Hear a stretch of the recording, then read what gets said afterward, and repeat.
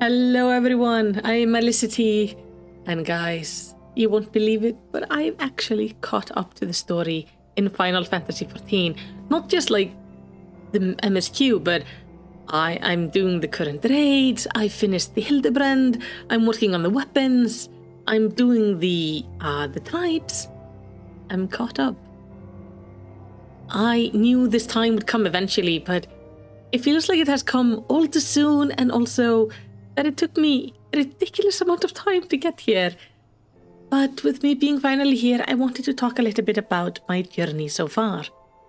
I am Melissa T. I'm an elementary school teacher by day, and I used to run a little YouTube channel, which we are on right now, where I did Let's Plays. If you scroll actually back on my channel, you are gonna find a lot of videos, like so many videos. Because that's what I enjoy doing. I started doing Let's Plays for myself and a good friend of mine. At the time, I was quite content with that, and I was also playing World of Warcraft. And that was sort of my MMO of choice. I had been playing it for over a decade by that point, and I really loved it. But early 2021 was very difficult for me. I lost my friend, my MMO of choice wasn't really grabbing me anymore, my channel wasn't doing very good, and I just felt really lost. So on a whim, I decided to try something completely new. Or kinda, because I had tried Final Fantasy once before, but it hadn't at the time grabbed me. But with WoW not really grabbing me at the time, and then seeing some absolutely lovely videos from the Final Fantasy XIV FanFest, I decided I might give the game a chance. Just for fun. And I didn't really think there would become like anything of it. But here we are. And as you guys know, I am completely hooked. And as I started really enjoying the game, I decided to try streaming it. So my first Final Fantasy stream was on June 21st, 2022. And gosh, I was so nervous. So thank you for coming to my first stream where you watched me try to figure out how Streamlabs works. I promise the next one is going to be way better when I, figure things out. Going in front of the camera like that, live, it was something brand new to me. I had tried streaming a few times before, but I never really got comfy with it.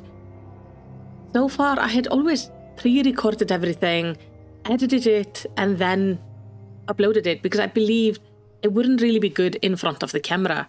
Not live, because I tend to ramble, I tend to get confused, I tend to make mistakes, and I felt I didn't have what it took to be a streamer. I thought people would not like watching me because they would get frustrated or bored or think I'm an idiot, or just it would be a negative experience. And it's really funny looking back at my first streams, because you can see how nervous I am. I tried to hide it really well because I didn't want anyone to know that I was kind of freaking out behind the camera. But if you look at it compared to today, when I start streams now, I'm not stressed. I am not worried that people are gonna dislike me or be mean to me, because that's not what my community is like. And I've learned to kind of know my worth as a streamer. And while I'm not a big streamer, not at all, I am tiny, minuscule, I know there are still people who enjoy coming to see me. And that is nice. And I am happy with what I have. Though I would, of course, always want to have more people, but the people I have following my streams is what has made them so special. Because I've been incredibly lucky with my community, both when it comes to spoilers. I have not had, I think, a single major spoiler through my entire streaming of Final Fantasy XIV. I've had an awfully lot of smiley faces, though. So many smiley faces. Sometimes they made me really annoyed, but it was such a good way to allow me to theorize and think about things, because I would constantly be asking stuff and talking about things and wondering about things, and my chat would just be full of little smileys telling me yes, we will not tell you anything. And I think that was really sweet. It kind of spoke about how wonderful the FF14 community is, because I've also seen this in-game I've seen it on the Reddit. I've seen it in other people's streams. The players of Final Fantasy XIV really care about new players having the best experience, going through the story, getting to see all the surprises. And I think also, obviously, my viewers enjoyed seeing me experiencing something for the very first time and mildly or massively freaking out over it. Be it like sad moments, intense moments, funny moments.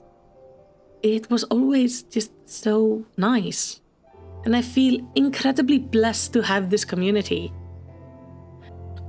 And I feel one of the interesting things about going through these streams and looking back is, along with my character, I have grown and matured as a streamer, just as my Warrior of Light grew and matured into her role. I feel like we've both gone on a massive journey, her slightly more dramatic than mine, but generally it's been such a good thing. I feel like I've come out of this more confident and more positive. I am happier. This game and this community has supported me from some of the most difficult times of my life into something so much more positive. And I feel I'm growing with it and just feeling generally happier. So thank you for that. I feel so lucky to have you. And just for having gone through this story together. Now, talking about the story, I've always been really interested in good stories. I love RPGs. I love games with fascinating stories. I will play a game with terrible gameplay if the story is worth it. And Final Fantasy XIV had a story. I enjoyed the slow build-up of A Realm Reborn. It didn't really bother me how long it took to do things, though I was very excited when it came to the part of going into Heavensward. And the time between A Realm Reborn and Heavensward was long. I need to figure something out for that. But I understand also, like, it's hard. But as the story grew, it became so good. It never felt like they were just making something up as they went. Because you kept on seeing things hinting back to something being planned all the way back in A Realm Reborn, or even before, because I never got to play the original game. I know there are things there that hint to such a grand plan, and I think one of the best things about the story is how carefully and lovingly it was crafted, which makes it so much easier for me to think like I want to continue to do this. And it also is what pushed me to do lore videos, because I enjoy lore videos. I enjoy watching like videos about stories and stuff like that. So I decided to make things I would watch. One of the best things about the Final Fantasy XIV story is that it's not in the radius of my Warrior of Light. Because in a lot of stories, you can feel like the main character, which in our case is our Warrior of Light, the world only moves when we are there. There is nothing happening in the background. Other characters don't evolve. But in Final Fantasy, they do. We have characters that have matured incredibly through the stories, and some of them we have watched really closely as they matured, like Alphinaud, who he was arrived to Eorzea, sort of this slightly stuck up, I know better than everyone young kid, to now a mature, almost an adult. Olisu came in and gave me the feeling of being sort of a bumbling idiot, to heading into Stormblood, where I just really disliked her through most of the story, to now not minding her too much, as I feel she has grown and matured. And she has done that especially while I wasn't there. And that is something I really appreciate. We have seen Nanaimo go from a puppet to a really good ruler, who knows how to use things and people around her instead of being used by them. And the one that surprised me probably the most is Arun, the younger brother of Kanesena. When I first met him as a white mage, he was such a little asshole. Like, he was such a brat. I really disliked him because he was just rude to me, and And his perspective of everything was so closed off and naive and stubborn, to now seeing him in Endwalker, where he has traveled outside of the 12's where he has matured, where he's trying to change things. And these things happened without me necessarily being there. There was a lot of maturity characters went through while we were on the first. And that is what I care about, because while we were away, the rest of the world kept on moving. That is what is wonderful about the story. And it's not just our friends that mature and my feelings towards them changed, but it's also my rivals. And I think those were also quite fascinating, because the developers managed to create villains that I hated and loved at the same time. Like all of the main villains, my feeling towards them has changed over the course of the story. Like Amit Selch. When I first saw him, he felt really theatrical, kind of stuck up, and he just didn't grab me as a character.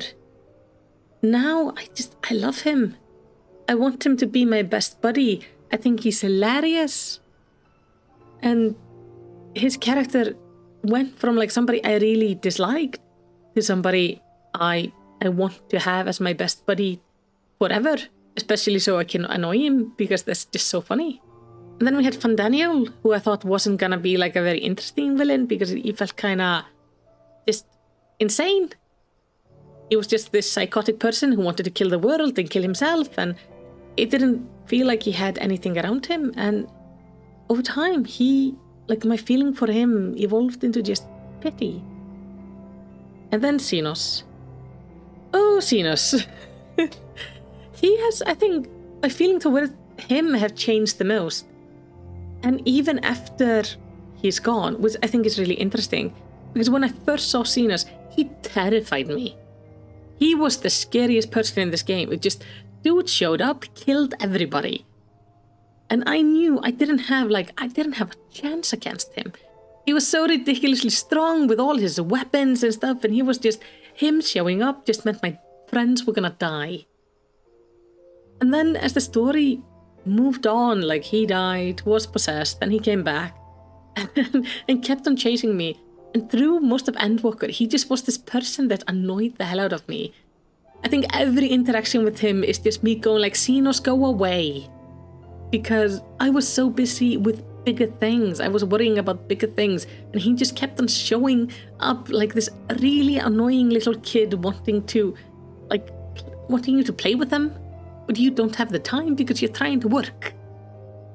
And during the final fight, and especially afterwards, after I was done fighting him and he was gone, and I got to take some time to process it and think about it, I realized there's probably no one else who understood me in a way as well as Xenos did. He, in a way, was my friend, potentially my best friend, and also my greatest rival, and I kinda miss him. I don't necessarily want him back because I don't think it would be good for his character, but at the same time, I really do miss him because there was something nice about having this just constant in my life, because when everything else was falling apart, like the world was ending, we had a crazy bird girl out at the end of the universe planning to just destroy all life. Everything was so confusing, and my only constant was this crazy Garlean dude who kept on chasing me down to try to kill me. And that was nice, and I miss it, which I think is just so weird because he annoyed me so much. And I think that speaks about how well the characters are written in this game. The final thing I want to mention about the story is things in it have consequences. I think like the best example of this is actually Yochiyu, or Tsuyu, as she became. Not executing her. How her entire story ended, it was tragic. But it also held consequences, Because in Endwalker, I've gone in to deal with the consequences of that story. And it was so nice going back and seeing people still being upset about it. Because to them, the public of Doma, they didn't face justice. Their tormentor got away with it. And that was a really interesting questline to go into. And I feel that the developers and the writers are very careful in trying to close off questlines or continue them in a natural way. They don't just do things and then leave them to hang, and because you're gone, it doesn't matter. It feels like they think about the feelings of everyone involved and try to make it as natural as they can. And that is just really nice as you go in, because it made sense to me. Because I would be upset as hell if somebody has tortured me, killed my family, and then they're just allowed to walk free to turn into a primal and then die. I would not be satisfied.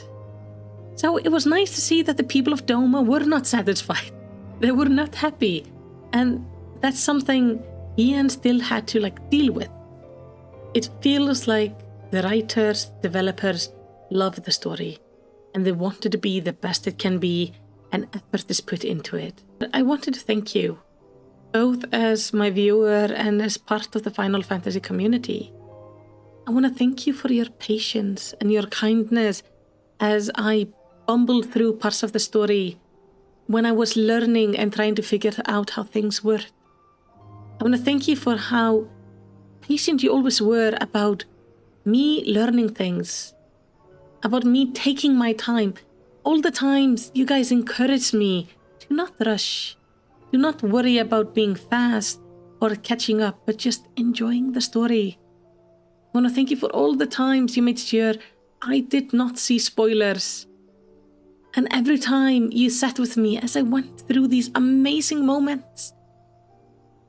And for all the times you guys went out of your ways to show me things. Big or small. Help me find Alpha and Omega. Take me through dungeons. The Edda story, especially, that was one of the first ones. All the times I was asked to stop in a dungeon, look around, enjoy the view. Every time you guys joined up with me, or told me about neat places, or waited as I figured out glamour, told me to dress up for amazing moments, because you wanted the cinematics I would go into to look the best, for my character to look the best. I feel lucky to be part of this community. I know there is none like it out there. In this game, I have been able to try things I never dared try before. I have found a lot of growth in it, both in-game and personally. And you guys have been my greatest support through it. So thank you. I cannot express how lucky I feel to have you all. And I hope you stay with me onwards as we go into new things. And, well, talking about new things, now that we caught up to the story, what are we gonna do? Well, let's start by talking about the streams. Obviously, we are not gonna stop streaming Final Fantasy XIV, but it's not gonna be every Sunday now. So what I'm gonna do is, every time we have a new patch, new interesting content, we're gonna play it together. Because that is gonna be, well, fun, and we wanna continue on with the story together. Outside of that, on Fridays, we're gonna stick to horror games or other games, but on Sundays, I wanna explore the other Final Fantasy games, because one thing I've noticed as I've played through the story is you guys have always been very good at pointing out, this is a reference to this Final Fantasy game, or this character from that Final Fantasy game, or this music from this game, and I want to see it. I want to be able to look back and go oh, I know this character because it is a little bit of an Easter egg or a little bit of a hint of this thing or that thing. I want to understand the series better. So what we're going to do in the new year is try out some of the other Final Fantasy games. And I think that's going to be so much fun. On the YouTube channel, I'm going to be able to do more current content, which is very excited. I am still working on the variant dungeon video. It's going to be a long one. We are talking like 30 minutes plus at minimum. Like my recording is quite long. I'm still working through the voice recording, and then I have some background footage to sort out, so it's probably not going to be out till January, and I hope that's okay, but we will see how it goes. But I am working on it. I obviously want to continue with my series of like our journey and the stories of the jobs and classes and all that stuff. But I also want to do more current stuff. I want to explore the story of the new raids. I would love to look into the Convocation of the 14th. I want to do the story of major characters like Thancred, Minfilia, Papalimo, Orshivan, Histola. Just where did they come from? What have they done through their life? There is so much I want to look into. And I would love to have you guys like tell me, what would you like me to look into? Because in the end, you're the guys who watch this. Like, I have fun making all this stuff. But I have even more fun if other people enjoy it with me. So I would really appreciate if you could tell me, what would you like to see me cover? What questions in the universe would you like to have answered?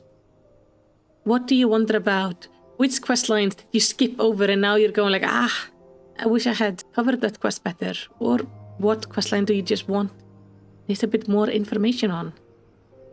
Tell me about it in the comments. It would mean a lot to me. But most of all, thank you just for joining me on this amazing adventure and helping me carve out a place to call home in our little corner of the internet. It's something I will never forget. It is the most amazing experience I've had.